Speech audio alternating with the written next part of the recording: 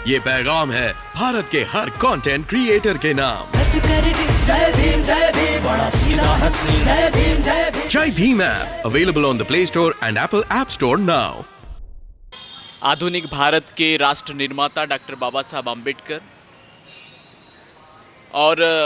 इस पवित्र भारत भूमि पर समतावादी और लोकतांत्रिक मूल्यों को आगे ले जाने वाले सभी संतों महापुरुषों को मैं सबसे पहले विनम्र अभिवादन करता हूँ। आज संविधान फाउंडेशन के माध्यम से संविधान चौक पर जागतिक कामगार दिन और महाराष्ट्र दिन के अवसर पर यह जो संविधान वाचन का कार्यक्रम रखा गया है, इस कार्यक्रम में विशेष रूप से उपस्थित आदरणीय खोब्रागड़े सर और विशेष रूप से वो तमाम वरिष्ठ कार्यकर्ता जिन्होंने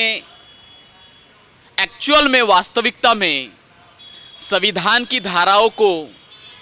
एग्जीक्यूट करने का काम किया है संघर्ष के साथ में, उन सभी को मैं इस अवसर पर मंगल कामनाएं देता हूँ और तहे दिल से उनका शुक्रिया अदा भी करता हूँ, क्योंकि उन्होंने हमको यह अवसर दिया अपने आप में आत्मसात और आत्ममंथन करने का। आज यहाँ पे मैं जब सत्कार अवसर पर मैं खड़ा था तो मुझे एक भावना जो महत्वपूर्ण है वह मेरे मन में आ रही थी और उसमें मैं देख रहा था कि एक तरफ संविधान फाउंडेशन ने संविधान वाचन के लिए कुछ कार्यकर्ताओं को बुलाया और दूसरी तरफ उन कार्यकर्ताओं को बुलाया जिन्होंने एक्चुअल में वास्तविकता में रियलिटी में उन कलमों को एग्जीक्यूट करने का काम किया है। और ये दोनों के जो प्रसंग हैं वो अलग अलग नहीं है, इनको अलग अलग देखने की जो भूल है हमने नहीं करना चाहिए, क्योंकि मेरा मानना यह है कि संविधान की बातें मुझे पता रहना, उसकी जानकारी रहना, उसमें विद्वता हासिल करना, उसमें एक्सपर्टीज हासिल करना और उन धाराओं के लिए संघर्ष करके उनको एक्चुअल में वास्तविकता में समाज के सामने रखना, इन दोनों में बहुत अंतर है। इस प्रकार के छोटे छोटे जो कार्यक्रम हैं जो इस माध्यम से संविधान फाउंडेशन ने यहां आयोजित किए हैं, इसके पहले भी कई कार्यक्रम किए गए, इसकी श्रृंखला चल रही है, लेकिन ये मेरे जैसे अफसर के लिए एक अवसर प्रदान करते हैं सर कि हम समाज के प्रति और उन मुद्दों के प्रति संवेदनशील बने, सेंसिटिव बने। आज का हो सकता है कि मेरे लिए छुट्टी का दिन हो, आप में से कई अधिकारियों और कर्मचारियों के लिए छुट्टी का दिन हो, शनिवार का छुट्टी का दिन होता है, रविवार का छुट्टी का दिन होता है, और मैं चाहूं तो उस छुट्टी का उपयोग किसी अन्य कारणों से अन्य प्रकार के कार्यों के लिए कर सकता हूं। लेकिन इस प्रकार के कार्यक्रमों में उपस्थित होना यह मेरे लिए अवसर है और उन मुद्दों के प्रति संवेदनशील होने में मेरी मदद करता है, ताकि मैं अपने इस अवसर का उपयोग उन लोगों तक पहुंचने के लिए करूं, अपने हुनर का उपयोग उन लोगों के पहुंचने। वो क्यों आवश्यक है? वो इसलिए आवश्यक है क्योंकि जब जैसे कि पहले वक्ताओं ने यहां पर बताया, मैं ज्यादा वक्त नहीं लूंगा, आप लोगों ने बहुत यहां पर आप सब लोग पसीना बहा रहे हैं बहुत देर से इस गर्मी में। मैं वो इसीलिए यह अति महत्वपूर्ण है। एक बात आपके सामने रखना चाहूंगा जो अति महत्वपूर्ण है, जो 100 साल पहले बाबा साहब ने जिसके ऊपर काम किया। आप सब लोगों को पता है कि डॉक्टर बाबा साहब आम्बेडकर ने हमको इतना विशाल और इतना स्वर्णिम संविधान दिया है,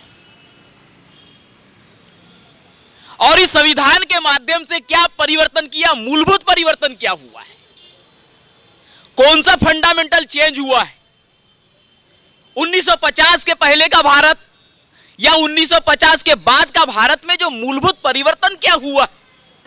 और उस मूलभूत परिवर्तन को और परिपक्व बनाने के लिए और मजबूत बनाने के लिए हमको क्या करना चाहिए, वो हमको इस बात से समझ में आना चाहिए। आप सब लोगों को पता है कि पहले भी सत्ता हुआ करती थी, पहले भी पॉलिटिकल पावर हुआ करता था, वो पॉलिटिकल जो पावर है वो केंद्रित हुआ करता था। एक राजा के पास में होता था, एक हुकुमशाही के पास में होता था, एक किंग के पास में होता था, एक प्रिंस के पास में होता था, जमींदारों के पास में होता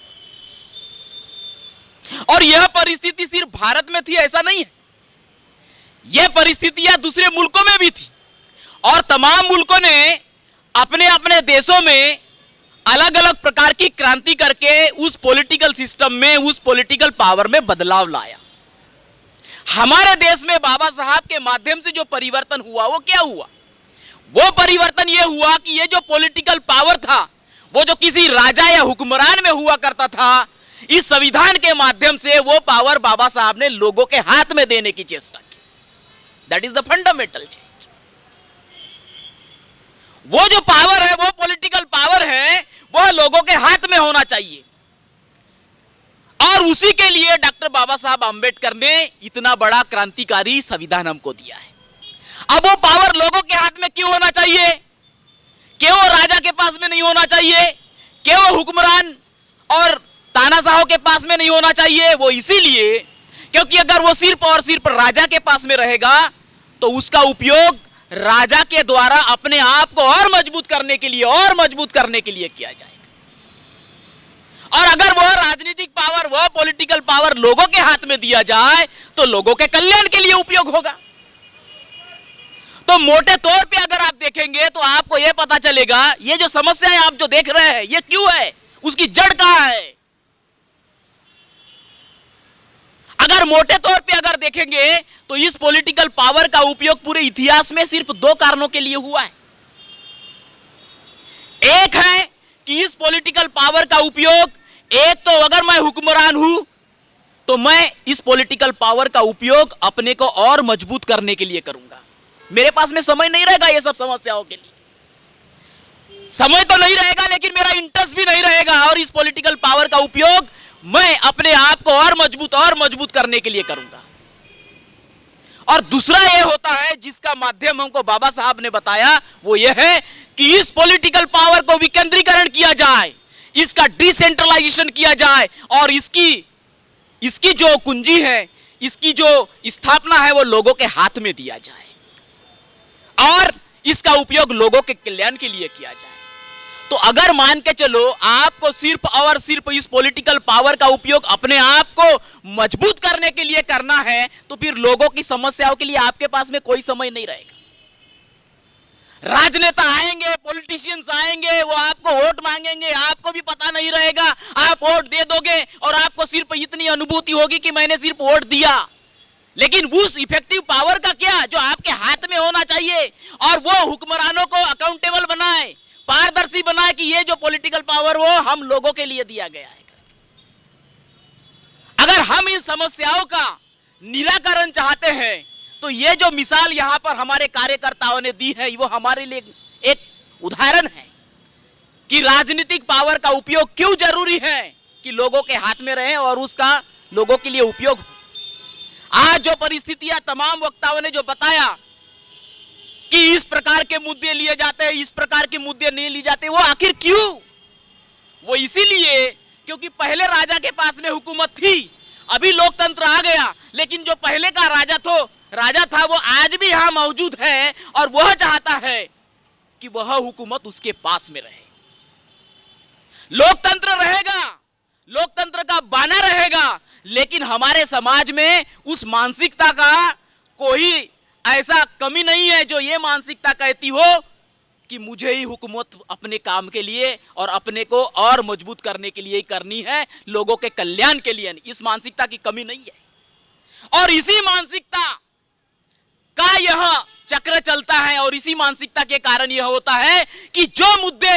लोगों के कल्याण के लिए उठाना चाहिए, जो मुद्दे लोगों की बढ़ोतरी के लिए उठानी चाहिए, जो आप लोगों ने अभी मुद्दे में उठाए, इन नौजवानों के और भी मुद्दे उठाए, और इसी कारण यह होता है कि हमारी असली आइडेंटिटी को छुपा के दूसरी आइडेंटिटी मीडिया के माध्यम से हमको प्रसारित की जाती है और उसका नतीजा यह होता है कि जो हुकूमत में पहले बने थे राजा बन के, वो आज लोकतंत्र में भी राजा बनते हुए दिखाई देते और आपकी समस्या उस तरीके से दिखती। और इसीलिए साथियों, हमको अगर जो आइडेंटिटी हमारी मूलभूत आइडेंटिटी है, हमारी ओरिजिनल आइडेंटिटी है, वो समस्याओं की आइडेंटिटी है, उसको हमको संविधान के इस प्रावधानों के माध्यम से आगे ले जाना। आज आप लोगों ने यहाँ पर जो एक मिसाल कायम की है, इसके माध्यम से आप सब लोगों का मैं धन्यवाद देता हूँ और आप लोगों को कहना चाहूंगा कि संवेदनशील बनिए और उस चीज के लिए भी संवेदनशील बनिए कि आखिर परिवर्तन अगर बाबा साहब ने हमको दिया है तो उस परिवर्तन को आगे ले जाने की भी जिम्मेदारी हमारी हो जाती है। और मीडिया जो परोस रहा है उसके प्रति भी संवेदनशील रहना, उसके प्रति सजग रहना, ये हमारी भी जिम्मेदारी हो जाती है कि कौन से मुद्दे के ऊपर हमको फोकस करना है, कौन से मुद्दे पे हमारी एनर्जी वेस्ट करनी है, स्पेंड करनी है, ताकि पॉलिटिकल पावर का उपयोग जन कल्याण के लिए हो, अपनी मजबूती को कायम करने के लिए नहीं हो। इसके प्रति हमें संवेदनशील। आज इस महाराष्ट्र में जिस मुद्दे के ऊपर, जिस आदर्श के ऊपर चर्चा होनी चाहिए, वो उस आदर्श के ऊपर, उन महापुरुषों के ऊपर चर्चा न होते हुए किसी और के ऊपर ही चर्चा हो रही। ये पैगाम है भारत के हर कंटेंट क्रिएटर के नाम। जय भीम बड़ा सीधा हंसी, जय Bhim Jai Bhim app available on the Play Store and Apple App Store now.